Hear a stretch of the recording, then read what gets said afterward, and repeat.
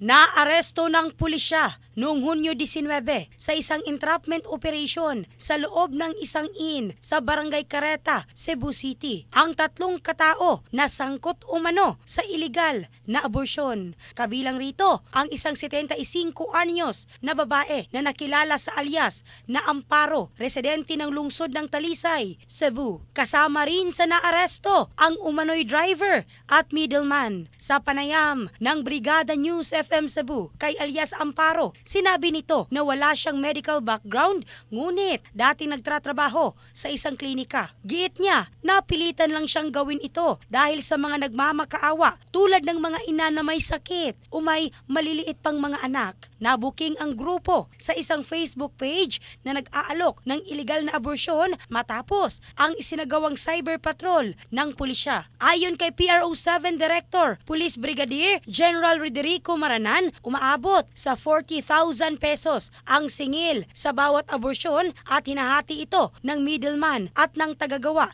ng aborsyon. Nakuha sa operasyon ang mga gamit medikal at hinihinalang gamot para rito. Napag-alamang aktibo na umano ang grupo mula pa noong 2021. Iimbestigahan din kung may kaugnayan sila sa 3 patay na fetus na natagpuan sa Liloan noong Hunyo 13. Maharap ang 3 sa kasong intentional abortion sa ilalim ng Article 256 ng Revised Penal Code. In the heart of changing lives, ako si Michelle Craste ng Brigada News Philippines, the Music and News Authority.